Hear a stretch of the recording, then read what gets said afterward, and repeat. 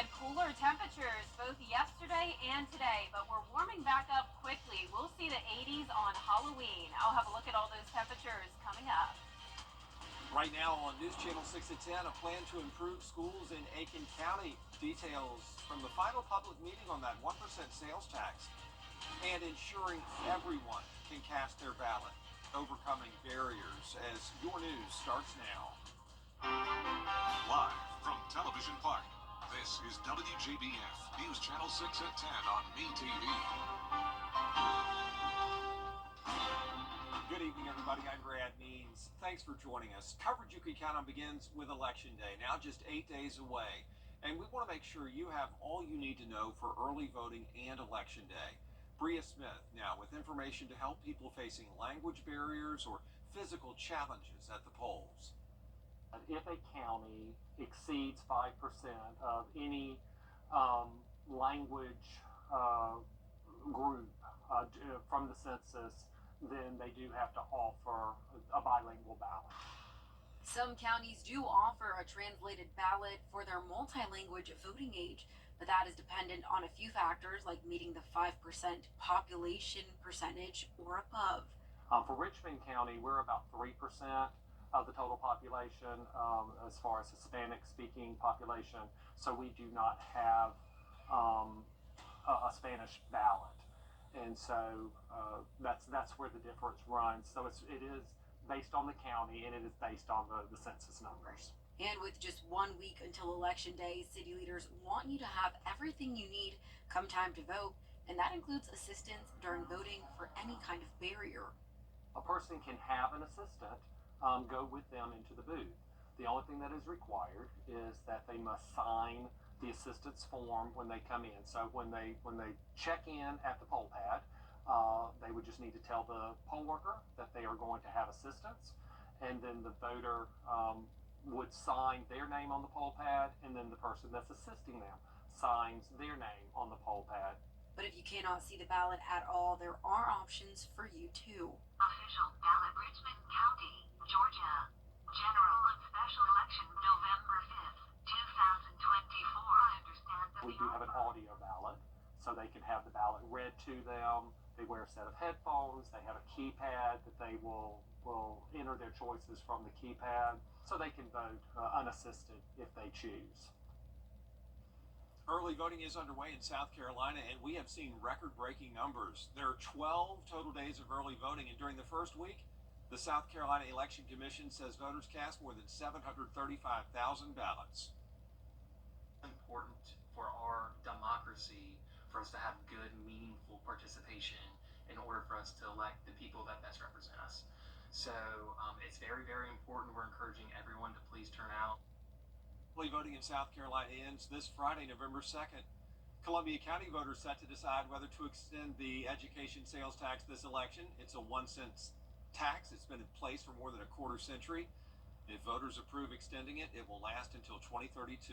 Projects that it pays for include school renovations, new classrooms, and technology and security upgrades. Our workforce comes from our schools. And so if we're supporting our schools, we're building our future workforce. And so that's a critical piece for us, is we want to make sure that they have every tool that they need to succeed and to grow, and so that we're building the best product that we can for our future workforce. The district had an information presentation tonight at Evans High School about the tax. They're going to have others tomorrow and Wednesday nights at Greenbrier and Harlem High Schools. All right, let's take a first check of our weather, shall we? Jenna, what a drastic difference between, say, Saturday and then the past 2 days. Yeah, seriously, Brad. I mean, it was feeling like summertime on Saturday. We had upper 80s. We came just 2 degrees shy of our record of 90. And you can see that was no longer the case by Sunday. A 20-degree drop-off there, bringing us back to below average temperatures. So that was the case today as well, though we did get a few degrees warmer. High today at Augusta Busch Field was 71 degrees. And you may be thinking, with these cooler temperatures in the afternoon, surely we have some chilly lows, but that's just not the case. We are in the wedge setup, or at least we were Sunday and earlier today. That was with the cloud cover, that northeast wind coming in, and every time we have that, our low temperatures and our high temperatures really don't vary too much. So this morning was actually well above average with a low of 57.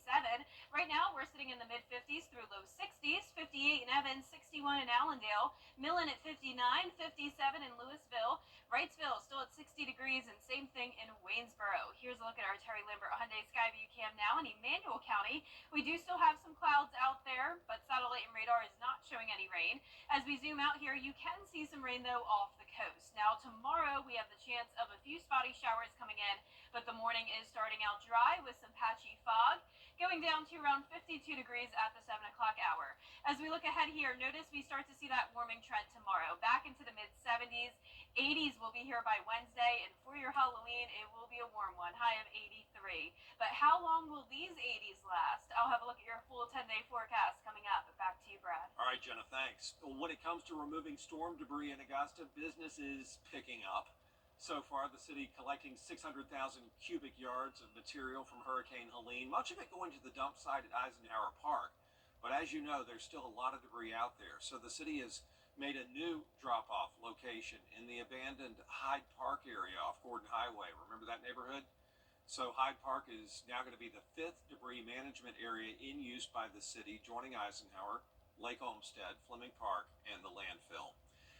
Coverage you can count on continues with Aiken County school leaders holding their final public meeting on their 1% sales tax before next week's election. Graham Lee has the story.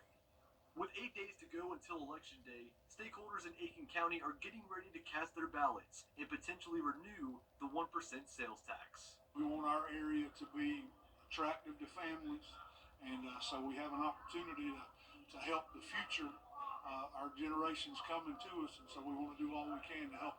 School leaders hosting the final public meeting on the sales tax at Midland Valley High School. It's one of the 5 schools on the project list that would get renovations if voters approve the sales tax. With a lot of growth in the area, parents say it's led to the need for more space at the school.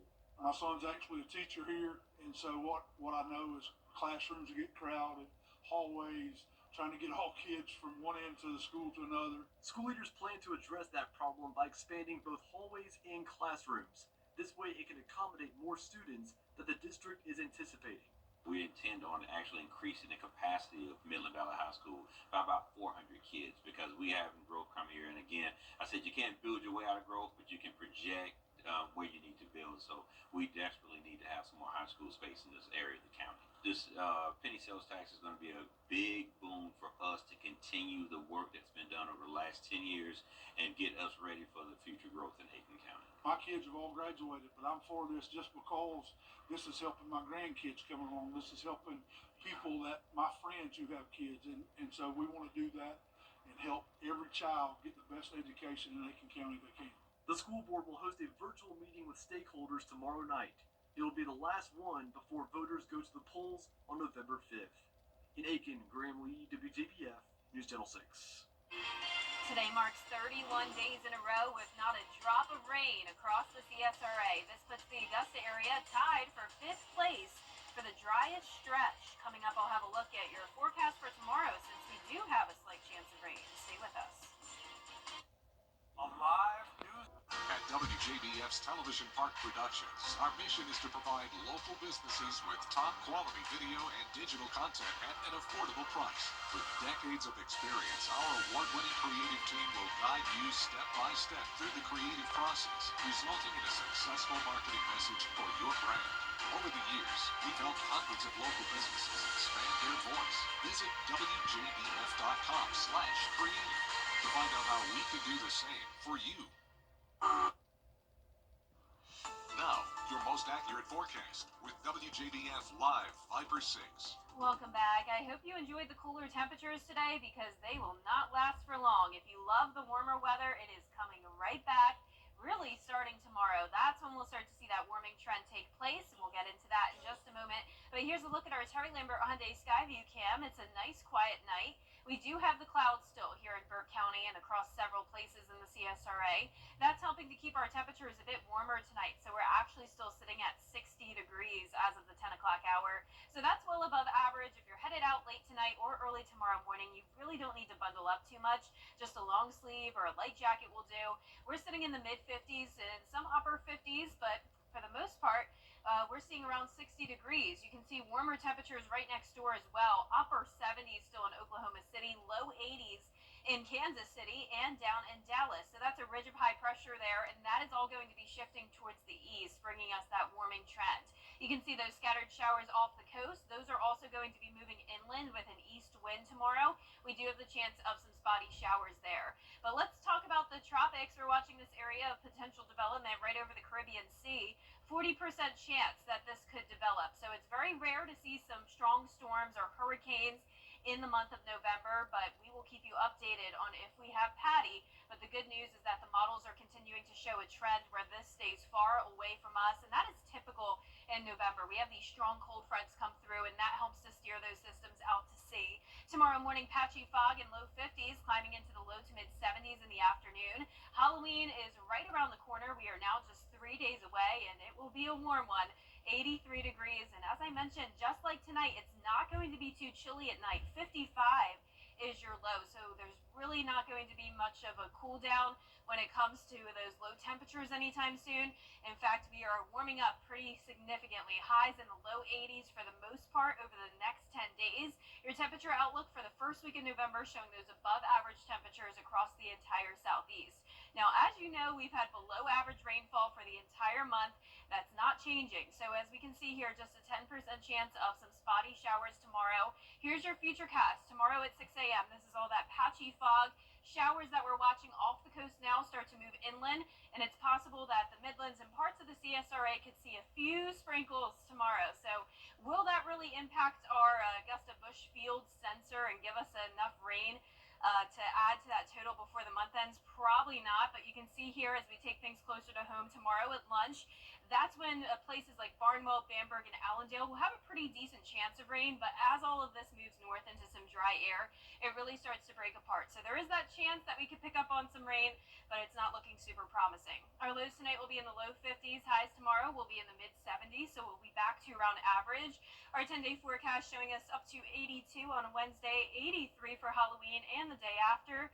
It'll be a warm and dry weekend, and next week looks fantastic as well. First week in November already, upper 70s through low 80s. All right, Jenna, so as you pointed out, a lot of sunshine throughout the month of October. That's great for our crews who are out there cleaning up debris and fixing all the damage that Helene brought us. And the Augusta area is currently on track for the driest month on record. News Channel 6's Miller Hyatt explains. Hello everyone, meteorologist Miller Hyatt here with an update on this dry stretch. It feels like we're in the Sahara Desert, doesn't it? We're looking at our drought monitor here behind me. We're already starting to see some yellow pop up south of I-20, and that's where we're seeing some abnormally dry conditions. That's because we haven't seen rain since Hurricane Helene brought several inches of rain in September, and we haven't seen a drop since. So if we're going to be dry continuing through the end of October, that would break a record for the driest October in history, and that would also mean we would see the driest month in a calendar year. And looking at our longest dry stretches, as of Sunday, we've been 30 days without rain. Now looking at our ranking, the top longest dry stretch was back in 2005, 37 days, which was a very long time. So we might get close to that if we don't get any rain in the near future. So our top 5 driest months here, you guessed it, most months, October. So this is on average the driest month of the year. So it's no surprise that we're dry, but certainly not this dry, which is unusual, the length of the dryness. So I'll have more details on my blog, Beyond the Forecast. You can find that on WJBF.com/weather. Still ahead, both candidates spending the final week of the campaign. Still ahead, Georgia battles Florida down in Jacksonville this Saturday. We're going to hear from Coach Kirby Smart and his players on what they need to do to come out with a win. At Lionel's, you can't always choose the weather, but you can choose your weather app. Go with the most accurate and most trusted, the Live Finder 6 mobile app. Download it today. Meteorologist John Lynn, weather coverage you can count on. For the best and unique. Now, WJBF sports coverage you can count on. After a week off, the Georgia Bulldogs are gearing up for a crucial SEC matchup against the Florida Gators, and the game returns to Jacksonville, where the series has been played annually since 1933. The Georgia-Florida rivalry dates back to 1904, with the Bulldogs leading the overall series 56-44. UGA is seeking its fourth consecutive win over the Gators. I would say it's personal. Just that borderline rivalry. You already know it's going to be a physical game, so obviously it feels like a good win when we come out of there, and our fans are right there cheering for us, and we see the other side clearing out. Despite Florida's 3 losses on the season, Coach Kirby Smart isn't taking the Gators lightly. Playing their best football, and obviously a talented group, really a lot of great size across the front on the offensive and defensive lines. I think Billy knows that's where the key is in the SEC in terms of length and size. SEC conference play hasn't let up this year. With increasingly close games and a smaller margin of separation, the Bulldogs focused on the fundamentals during the bye week. Look at ourselves. I think we got a lot of work for our younger players. I think we did a lot of targeted drill work, targeted things that we needed to work on specifically, offensively and defensively, situational football. The Bulldogs offense will rely on Trevor Etienne, who led the backfield last week with 3 touchdowns against Texas. Talented, he's intelligent. He's a level-headed kid. He's a good leader. He's a great kid. So I think those qualities help anybody play. But he's older than a freshman. He came into a system that's not that far off from the one he was in terms of offense. The Bulldogs kick off against Florida at 3:30 p.m. right here on News Channel 6. And moving on to women's hoops, South Carolina played their final exhibition game of the season against Clayton State. The Gamecocks are now a perfect 17-0 in exhibition games dating back to 2009-2010. They had a dominating 126-42 win, and up next they'll be in Vegas to open up the 2024-25 season on November 4th against Michigan. And today marks the 31st sports equinox in history and the only one this year. That means Monday Night Football, World Series, 2 MLS playoff games, 8 NHL games, and 11 NBA games. Now, speaking of the NBA, the Hawks squared off against the Washington Wizards. Jumping to the second quarter, Hawks up by 7. It's Zach Ricochet with the corner 3. Then about 20 seconds to go until halftime. Clint Capella with the steal, and he takes it coast to coast with the slam dunk as well. Hawks take the 61-54 halftime lead, but then, however, the Wizards storm back to take the lead at the end of the third quarter, and they end up getting the 121-119 win. And we can officially announce that Game Night Live is headed to Saluda for the first time this Friday night for a battle of unbeatens. Top-ranked Batesburg-Leesville comes in at 8-0. Second-ranked Saluda is 7-0. The winner controls its own destiny for a Region 2 AA championship. Kickoff set for 7:30 this Friday night on MeTV. That'll do it for sports. We'll be back. I worked for 25 years. The NASCAR Xfinity Series playoffs are down to the final 2 races. They're going to have to step up today. To the inside he goes. This Saturday, be there in Martinsville for the remaining drivers' last chance to qualify for the Championship 4. This battle heating up. The NASCAR Xfinity Series playoffs, live this Saturday at 3:30 Eastern, 12:30 Pacific on the CW. And last but not least, girls up in St. Louis taking part in Aviation Day. The event aims to help girls learn about the aviation industry and bring interest in careers. Jamie Travers with how pilots aim to inspire. Y'all want to hop up? The annual Girls in Aviation Day event is meant to inspire young women by giving them exposure to the aviation industry and hopefully encourage them to venture into this field. We can move this forward, backwards. For Ria Sarambakira, a certified flight instructor at St. Louis University, this event is personal, having experienced a similar program in Houston. It was a really awesome event where I kind of got to see firsthand what it was like to be a woman in this industry. And nobody in my family is a pilot, and so this was my first really, ever introduction into this career field. She wants to show these girls that the aviation industry is a huge world that they too can be a part of. It's not just for pilots, it's for aviation all around. Engineering, air traffic control, airlines, military, and corporate aviation as well. And knowing that just like her, the event has the ability to change someone's path. I can personally attest to that because, 6 years later, I'm here. I'm a flight instructor. For St. Louis native Major Alicia Canetta of the U.S. Air Force, the event was a full circle moment. It's been 15 years since I started the flight program here at SLU, so being able to bring in my airplane that I've been flying here for a while and bringing it back to where it all started definitely means a lot. She wants to inspire young women to pursue their goals. These girls are ambitious, and it definitely shows that they are dreaming big and have a lot of goals, so I'm just telling them to keep those dreams in mind. And assures them that anything is achievable. If you can see it, you can be it. That's huge. Oh, what a way to inspire the next generation. Yes. Very cool thing to see. Yes, Yep. absolutely. Not imagine flying a plane. No, No, it a lot cannot. of courage, a lot of intelligence. Yes, yeah, a lot. Well, our 10-day forecast showing really nice weather conditions here on the Earth's surface this week. It's looking good. 76 on our Tuesday afternoon, warming up to 82 on Wednesday, 83 for your Halloween. And even into next week, upper 70s to low 80s. Low temperatures on the warmer side, guys. A lot of 50s. So how about that for the first week in November? We'll take it. Thanks, Jenna, Gianna. We appreciate y'all watching. We're back after the football game for News Channel 6 and 11. And Hogan's Heroes is next here on WJBF.